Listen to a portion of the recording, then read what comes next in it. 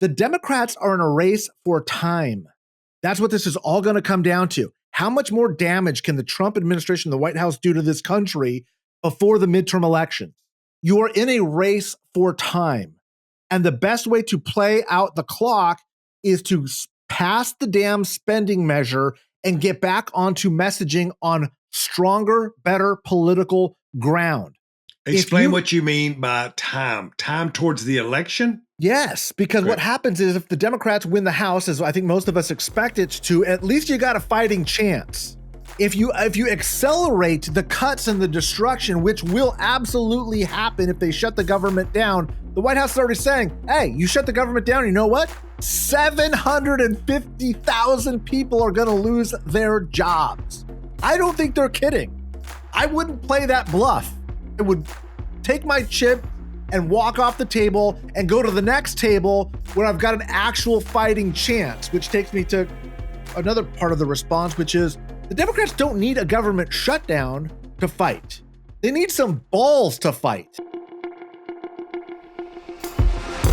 Hello, everybody, and welcome back to the Latino Vote Podcast, coming to you live from Washington, D.C. And today, we're going to take an over and under from Mike Madrid to see if the government is open or shut when you're listening to this. Because right now, while we're recording this, we are 6 hours from a possible government shutdown because we're recording this on Tuesday evening.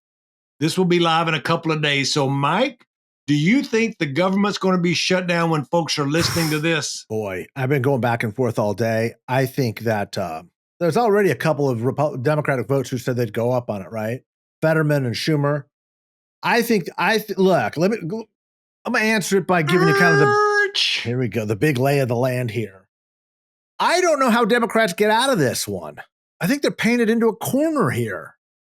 And I'm not sure that's a bad thing for them to just be like, you know what, put up the votes and let's move on, because I'm a very big believer that you fight political battles from the high ground. You fight the ground where you can actually win. And unbelievable set of circumstances where the Republicans control absolutely every level of power, but the Democrats may end up getting blamed for this thing. And that's happening for a couple of reasons. The first is the Democrats want to make this about healthcare. That's a big mistake, brother. And Democrats, that is not where the voters are at right now. They care about it, yes. Is it their number one concern? No. And what's going to happen is the White House is just drooling right now, hoping that they take the bait, because then they're going to make this about health care for the undocumented. And the Democrats will lose that fight and let Republicans get back into the game. And if there's any group that can absolutely snatch defeat from the jaws of victory here, it's the Democrats. I'm so disheartened because there's so many winning issues that they could be playing the ball with here, and they're choosing health care. And I know it's core to being a Democrat, and I get all that, but the American public's got like 5 other priorities in front of it that they could be kicking the shit out of them on, including demanding releasing of the Epstein files, including rescinding the tariff stuff, and on and on and on. All of these things that are pulling through the charts right now, and Schumer has basically thrown down the gauntlet. If there's going to be any fight, it's going to be about health care.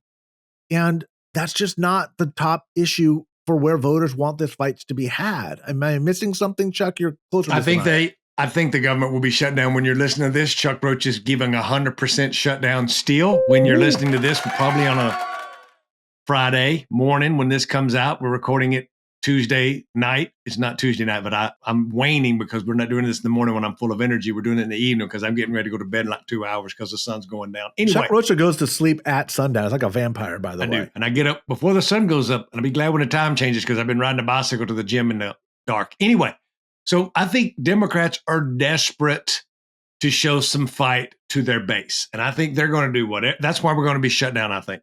I think that they heard loud and clear. Chuck Schumer heard loud and clear, whether right, wrong, or indifferent. They're just tired of looking weak, whether they get blamed or not blamed, whether Mike Madrid is right about health care. There's one thing for sure that they have a better messaging about that. I think the healthcare thing is not a bad. I could have thought of 15 other things, but whatever. I think it's shut down. And I think it's shut down because we're wanting to say we're up for the fight. And there's one thing for sure that I was saying earlier. God, my days run together. But I was telling somebody, I said, Nobody's going to go vote or not vote in November of 2026 because somebody did or didn't shut down the government. Let me assure all of you right now. It could be painted onto the Democrats, painted onto the Republicans, whoever gets blamed for it. Nobody's going to give a shit in a year. But Democrats could use this to try to start making its party feel like it is fighting back, because right now the Democratic approval rating's at about 29, 30%. It's fucking low because our base don't think we are fighting back enough. So I think that that's going to be a big part of this shutdown. How they handle the messaging and how they do all the others, I just don't know what stops it. I think at some point there's going to be some folks that are going to be like, we got to open this thing back up, getting towards Thanksgiving, like whatever the thing is. Here's my prediction, and I'll stop, and I want your prediction so we can see who's right. I think the government shut down when you're listening to this, and I think the government stays shut down for 4 weeks. Mike, are you over or under 4 weeks? I'm going to take the under. 4 weeks is a long time. And like I said, here's why. I don't think the Democrats can pull a winning hand out of this. Let's explain to people what happens here. A lot of the spending, the discretion goes to the Office of Management and Budget. You know what that means? It means the author of Project 2025 is the one making the decisions on where the spending cuts are going to be. I read a New York Times article about that boy. Holy fuck me. That guy's good and crazy. Yeah. So you're going to take it away from Trump and give it to that guy with no leverage in the process? And look, there's a fair argument to be said, well, that's going to happen anyway. Okay. But let me also, look, and you're hearing this first on the Latino Vote podcast, the Democrats are in a race for time. That's what this is all going to come down to. How much more damage can the Trump administration, the White House, do to this country before the midterm elections? You are in a race for time. And the best way to play out the clock is to pass the damn spending measure and get back onto messaging on stronger, better political ground. Explain what you mean by time. Time towards the election? Yes, because what happens is if the Democrats win the House, as I think most of us expect it to, at least you got a fighting chance. If you accelerate the cuts and the destruction, which will absolutely happen if they shut the government down, the White House is already saying, hey, you shut the government down, you know what? 750,000 people are going to lose their jobs. I don't think they're kidding. I wouldn't play that bluff. I would take my chip and walk off the table and go to the next table where I've got an actual fighting chance, which takes me to another part of the response, which is the Democrats don't need a government shutdown to fight. They need some balls to fight. I still have not seen a single flippin' ad from the DCCC talking about a Republican tax increase when tariffs are the worst testing issue for Donald Trump. Fight there. Fight there. No, you know what? Y'all got to fight on free speech. You got to fight on USAID cuts. You got to fight on all this esoteric stuff that is important. I'm with you guys on all of this, but you know where the American people are at? You know where the data is at? It's talking about the economy, most specifically on taxes, Republican taxes. That's what tariffs are. The public already believes rightfully that the Republicans own this economic disaster. Don't let them get off the mat, man. That's the first thing you learn in a street fight. If the guy's on the ground and he scrambles to get on his knees, kick him in the ribs. You don't let him get back up and start the fight all over again. Kick him in the ribs. He's on the ground right now. You shut the government down, and you know what you do? You even the playing field.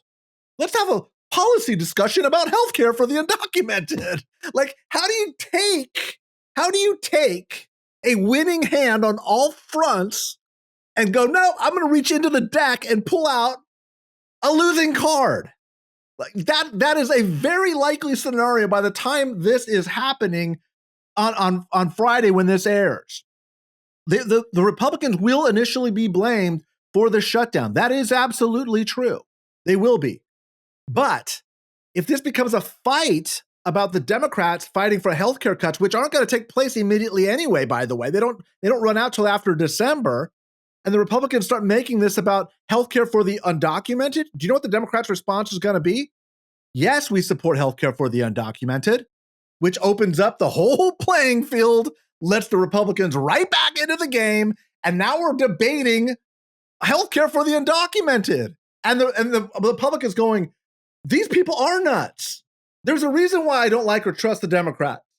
It's because at a time when we're so worried and the economy is so bad, these guys want to spend money on healthcare for the undocumented, and they're not going to use as kind of words as I just did. But that's not good political ground to fight on when you've got 30 other issues where you can fight and win on. Go fight on ground that you're strong on. Your numbers aren't big enough to carry the day. And if you let the Republicans back in on this, man, shame on every Democrat in DC if they allow that to happen. But I have seen on Twitter and other places that the undocumented won't get health care cuts. Like they're not part of this. Is that not true? Well, look at California. But not about Medicaid. Let's talk about the Obamacare. This is where the thing is. So what Democrats want to say is that in January, the healthcare cost of people that are on Obamacare is going to go up for 200,000 people. I get it. And do I think there's better issues? I agree with you on that. And when do they go up? January 1. January 1. Yes. So at the end of December, just like you said, you were right.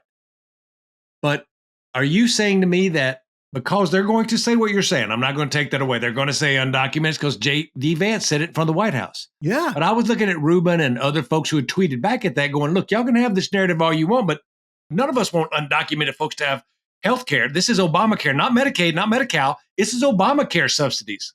And that they're not included. Don't let the facts get in the way of a good political fight, brother. You're absolutely right, but look at who you're fighting. No, I get that. That's what I thought you were saying. Yeah, and I'm sorry. Yes, I'm talking about the political context of what is going to happen. Right. Yeah, yes. They're definitely going to do what you're saying. They're going to put that, and they're going to be echoing it, and they're going to be talking about exactly what you're saying. You're right. And they're going to have this big fight about why they're right, and the Democrats are going to have a big fight about why they're lying, which is the same fight we've been having on every issue for the past 8 years, and Democrats don't win that fight. You know why?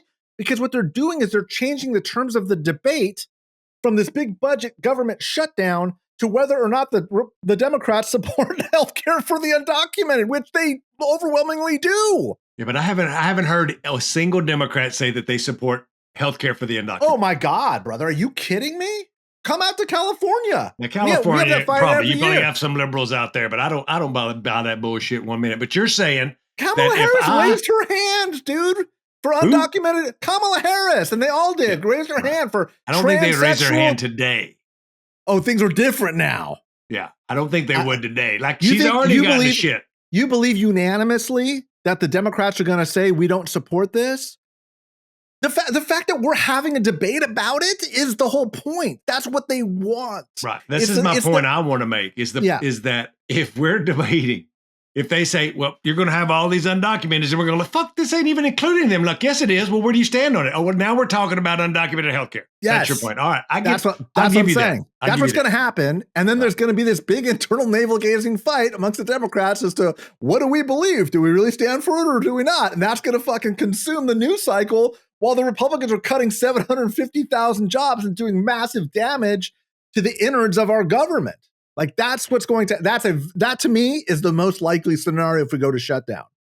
I think we go to shutdown. I think that what happens during the shutdown will have a big say so. And I don't think, I'm going to be crass, but I don't think the American people even care if they fucking lay off 700,000 government workers. I think that the people think that their government's broken. I don't think unless they start getting Social Security checks, they give a shit about that either, Mike. I may be wrong. Yeah, no, I think that's where it's at.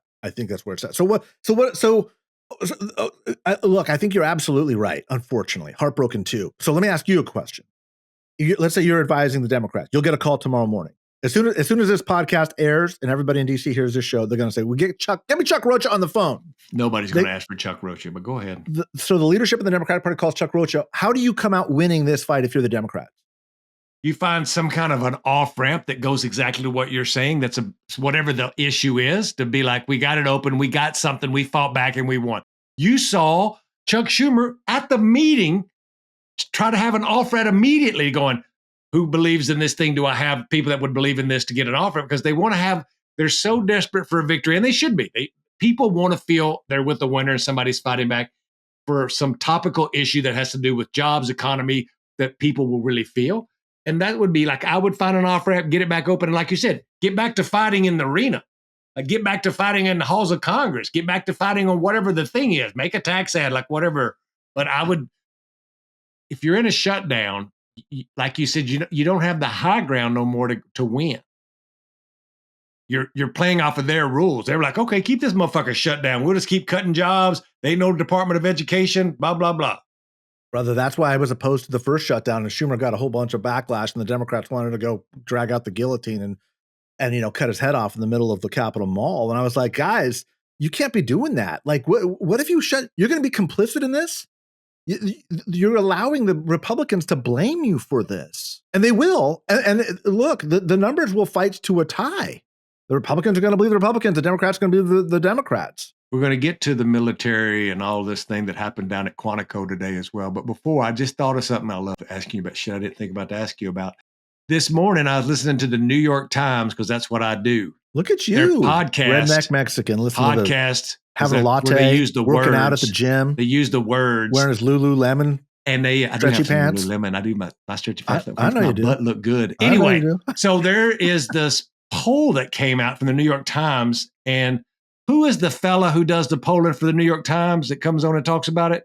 The New York Times poll. Here's the one guy everybody the Siena hates. Poll, the New York Times Siena Poll? Maybe, but he works for the New York Times. You're talking about the 538 guy, Nate Silver. No, the guy that works for the Times. But anyway, he was on the podcast. He does their poll. And he works for the Times. Nate Cohen. Nate Cohen. That's him. So Nate Cohen goes into the field with a poll, and he prefaces his results by saying that it was 3 days after Charlie Kirk was killed, assassinated. Horrible. And it was interesting this morning when I was listening to these numbers, I wanted to ask you about them.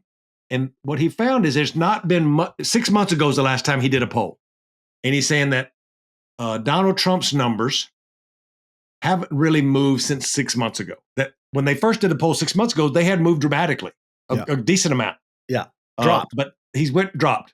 But from the last 6 months till now, it's went from like 42 to 41, whatever it is. 43% approval. Okay, yeah, that's it. But the thing that stuck out to me, Mike, and he said it could have been because of where and when he did the poll, that the economy's number 2 now, still very high. What's number 1? Number 1 was, again, think about when it was taken, was about this political tension between people because Charlie Kirk had just been assassinated, right? And I think that there's a door there saying that people do react to things in a very topical. This is a good point, a good reason to bring home the point of like a poll is just a snapshot. And at that time, somebody had just been assassinated, probably some of the biggest news we had seen since Donald Trump had been shot at. Yeah. And Donald Trump's numbers really hadn't moved, but the biggest difference in this poll was folks reacting to the political volatility, I think he called it. Yeah. Which was really different than what he had seen 6 months ago. And I found that really interesting. I didn't know if you'd had a chance to look at that poll or not. I looked at his baseline approval numbers at 43, which is higher than it's been. And I did not know that was the window that it was taken. And so thank you for that. That does explain it. The average, his approval average is hitting as low as 38 right now, 38, 39. This number will probably bring it up. But Donald Trump is his approval ratings are really low right now, except for some of those windows. And that's important for a whole lot of reasons, not the least of which is between now and like summer, his approval ratings, if he can't get them up over 43, 44%, the Republicans are in real trouble in the midterms.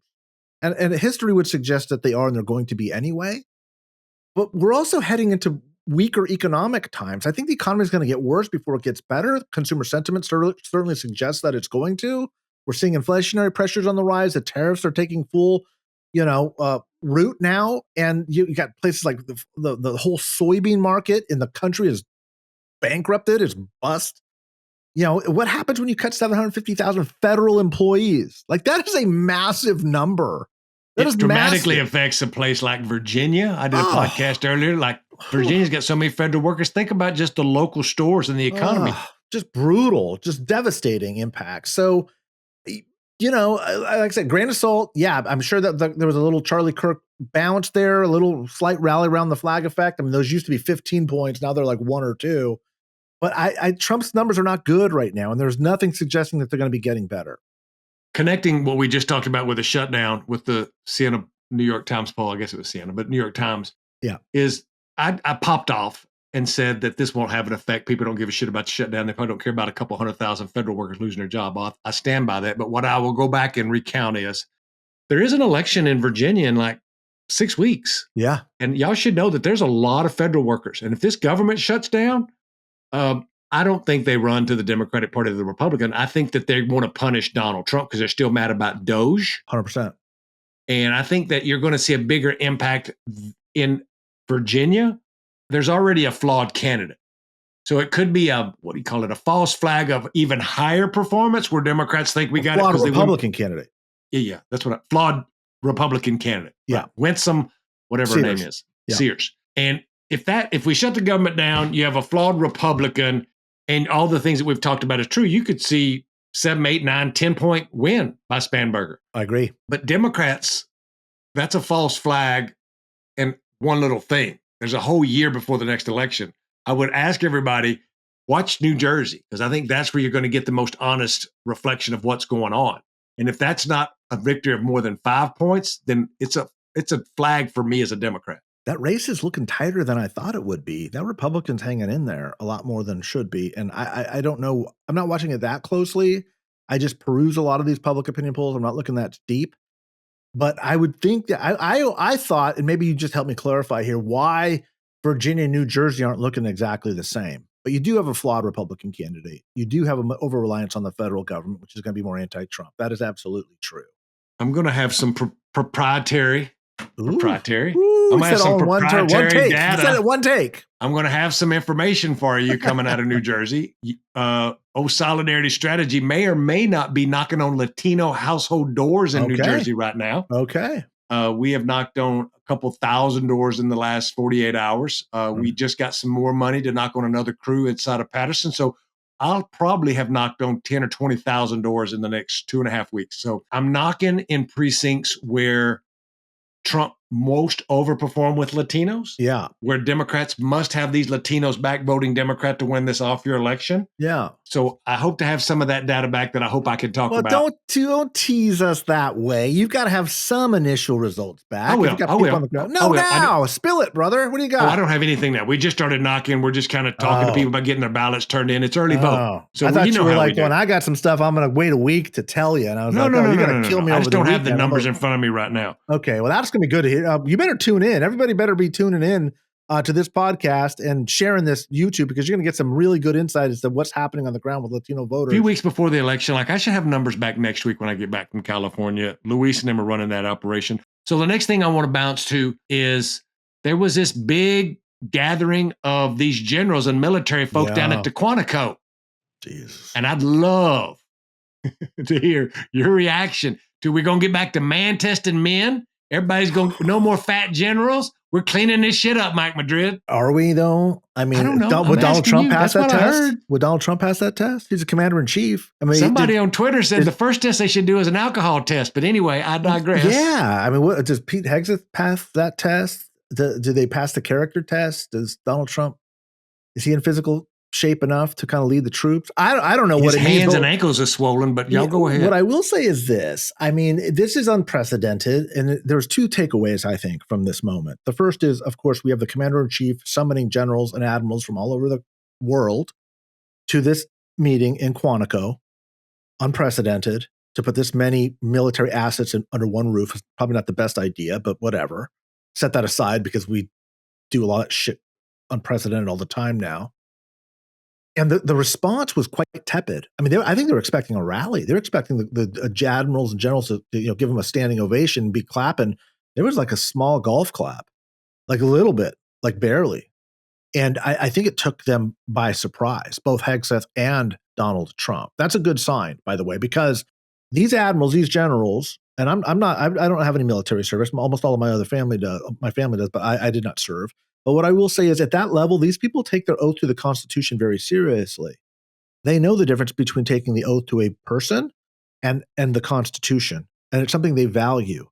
These are men who consider themselves professional soldiers, not professional warriors. There is a difference. And what MAGA World is telling them is, we're going to instill this warrior culture. These are people who are very proud of their professionalism as soldiers. They've dedicated their entire lives to defending this Constitution. Let me stop you. Please. And say, armies volunteer. These guys could have gotten out of the army or the services at any point and went to work in corporate America and made 10 times what they're making. They may get a little pension out of it, but these folks have volunteered to do what they're doing. Please go ahead. No, that's a great point. So all of these things are signs that, and again, this very tepid response to this really egregious violation of constitutional norms. The president of the United States said that the military did to protect us against enemies, foreign and domestic, and then he took this right turn down the domestic enemies route, which is extraordinarily alarming. Five alarm concern. And the good news is our generals, I think, did not respond the way that he wanted to. I know there's going to be a hell of a lot of very interesting conversations, not typewritten, not sent on chat rooms or Signal or in emails, but conversations between some of these very high-level military assets saying, what is the moment and what do we do if there's a problem? Because it's a very likely scenario now, not just a likely scenario. The president of the United States, let me make this clear again, convened our top military assets and personnel and told them that there's going to be a renewed focus on enemies on the domestic front. At the same time, tanks have been rolling in Los Angeles and in Washington, D.C., and in Chicago, and now in Portland, for no good reason other than to show force. And we are in a very treacherous time. And that statement is a warning sign that we are no longer worried about a coming authoritarian movement. It is here. It has arrived. And the way that we respond to it is going to be central to whether or not this experiment continues for another decade. It's certainly another generation. So I don't know how you feel about it, Chuck, but those are the immediate concerns that I had. Look, I didn't serve. I never act like I served. My papa, who raised me, was a World War II veteran. I was raised by, and he never, ever talked about his service, ever. Mama had a picture of him in his uniform hanging on the wall when he was probably a 20-year-old boy. I talked about him getting into the service and going to the Houston shipyard when he was 16 and lying about his age because he was poor, dirt poor, because it was the best job, right? They sent him to Alaska, of all places, to work. He was in the Air Force. I helped start Vote Vets and learned so much from, back then it was Lieutenant Colonel John Soltz. He's something even bigger than that now. And the one thing that I learned from the military men around me is, especially my papa, was you look in the corner when you walk into a room at that well-groomed old boy in the corner with big old arms, filling out a suit or a shirt to the max. You know he is full of piss and vinegar, but he ain't got to say it because he is standing there, he is controlled, and he understands. That's what the U.S. was forever. We were the biggest by a lot in the room. We were well-groomed. To your point, we were a professional force. Nobody fucked with us, and you knew that we didn't. And it seems like we've turned into the chicken hawk, to where we talk around, run around like a banny rooster, talking about how bad we are and all the shit we're going to do to you, when before it was a whole different scenario of these men you talk about, these generals who, sure, there's a couple MAGAs in there, and sure, there's probably others. There's just, in our military, is just a reflection of our society. But this oath that they take very seriously. And, to serve, and what they've done. And I think that it said something that they weren't having a pep rally. They kept their valor to themselves, and they just sat there and took and listened. I almost, during that speech, felt sorry for them, that they were having to listen to this bullshit from this guy who didn't serve, who didn't respect. As somebody who didn't serve, when I'm around somebody like that, I'm in awe of them a lot because they have sacrificed more than I'll ever understand. And I think that that's the way that we should be dealing with this. And I think this was Pete Hegseth trying to act like he was a big dog, and then Trump finding out how big this thing actually got, and he wanted to go down and be a part of it. And it'll be interesting. I think it's a lot like the shutdown. Will this affect voters? Will this have political implications? No, it's just embarrassing to me as an American to see us having to do this kind of thing when it was just totally uncalled for. And it's just another long line of things that he's drugged this country through that I just hope that smarter minds prevail, Do you think it's an embarrassing moment, though, or do you think it's a moment for alarm? It could be both. Both. I think that I was embarrassed for those guys having to listen to some guy talking about 2 N-words. There's 2 N-words you don't say. One is calling somebody black, and the other one is nuclear. And he was saying, I was like, what the fuck are you talking about? In front of generals who have commanded troops to their death. Like, this is real shit. And you're talking about 2 N-words. That was me being embarrassed for those guys. Yeah. but then also being very proud that they're not jumping on their seats and throwing their hats in the air or whatever. So I was both embarrassed and proud at the same time. I think this is an important moment for veterans of our armed forces to stand up publicly and start declaring loyalty to the Constitution. What I mean by that is, at a certain point, veterans are going to have a disproportionate voice, as they should, in this debate, because these generals and these admirals, as professional soldiers, are not going to make political statements. But those that are no longer obligated to remain quiet and silent for professional reasons, there's a special moment at this American moment, at this time in our country's history, to stand up and say, we are not loyal to a man or a president. We are loyal to the Constitution of the United States. And we all swore our lives and careers and dedicated to that Constitution. And that's what we do. That's what we stand for. And we will stand for them, because this is not the last moment, guys. Everybody in that room is going to be tested, and everybody is probably going to have a different line that they will not pass. But the president of the United States basically said, you're going to be tested. And Hegseth, who said, if you're not excited about this, you can do the quote unquote honorable thing and stand up and leave. Like, what does that mean? What are we doing here? So, buckle up. These are going to be difficult moments, difficult weeks ahead. The last thing I want to bring up is the president sending troops into Portland. I'm going to say it on the podcast, so I'm on the record saying this. Look, Portland is different than LA. Portland is different than DC. And somebody's going to get killed in Portland. You just watch. There's crazies on both sides of this thing up there. And folks are, what do you call it? They're hedging for a fight. Somebody, I think that this is what the president wants, because he sees it as not losing either way. He's up there fighting for whatever he's fighting for. But Portland's got some good and crazy people up there. A lot of people that ain't real stable either way. And I just think that a powder keg. I just think that something's going to happen, and he wants to go to the craziest place. And Portland's always the outlier because they have a lot of crazy folks up there. But I just think that this is where, what we always said, and not joking, but what happens when somebody gets shot or killed, Mike? This is a prime opportunity. Every time they say something, I'm like, somebody's going to end up getting shot. Yeah. There is that part of me that I have found and discovered that I really wish were not there, that wonders whether or not that's what they're looking for. They're looking for violence. They're looking for conflict. They're egging people on because... Then they ain't talking about the economy or all the other shit. They're talking about the law and order stuff and the cracking down that they're looking for. They couldn't find it in LA in a measurable sense. They couldn't find it in DC. They couldn't find it in Chicago. They will find it in Portland, I promise you. And that's why they went. That's what they're looking for. And they want conflict. They want pushback. They want fight. They want visions on Fox News of smoke bombs and hand grenades and things getting out of control so that they can justify a stronger military presence. And what I mean by this, y'all, is when I was running Bernie Sanders' campaign, does anybody on this podcast know how left Bernie Sanders is? Bernie Sanders wasn't left enough for folks up there. They thought he was a sellout, quote unquote, Bernie Sanders. So just letting y'all know what's up in Portland. Everybody has the right to be whatever they are, but they're just, what do you call it? They want to fight. They're going to do it. Somebody's going to end up getting hurt. Yeah. Well, Mike, I think next week I'm going to report back from California. I'm going to go to California this weekend. And then the weekend after, we're going to have we have a podcast before the weekend after, because then I'm headed to Texas. Texas? What do you got in Texas? Got news to break for us? Homecoming. I'm taking Ebony Payne to homecoming. To the high school. You'll notice today, for those of you watching, I have broke out the Waylon Jennings t-shirt.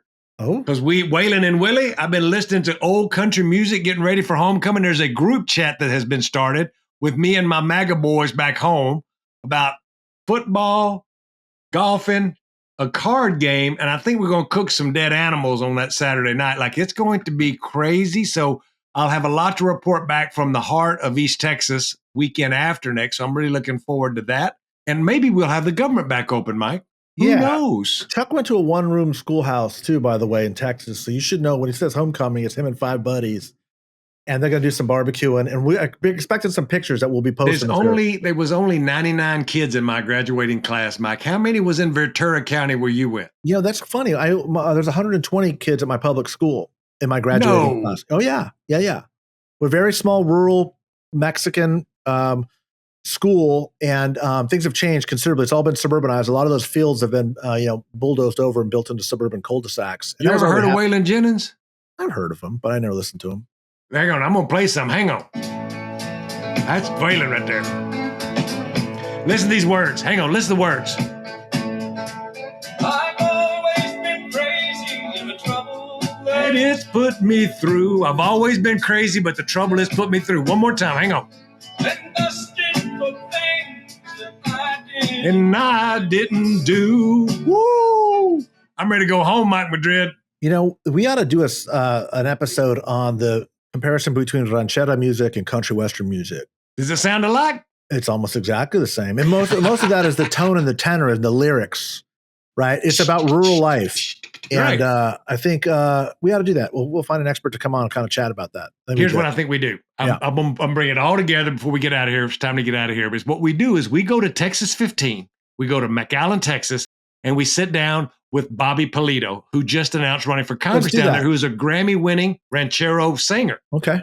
I'm in. And then I'll head down there with you. We'll meet with the Republican, what's her name, Miss Flores, and do all the things. Let's do it. Let's plan a road trip down to the Rio Grande. Woo! Thank y'all for tuning in this week. As we always say, if you're lucky enough to have your mom and dad, give them a call. Don't forget to check us out on all of the apparatuses, on the YouTubes, on the Twitters, on all the podcasts. Like us, give us some reviews, and like Mike said, give us some ideas of guests we can have on. Me and Mike can only take up so much airtime. And until next week, y'all be good. But I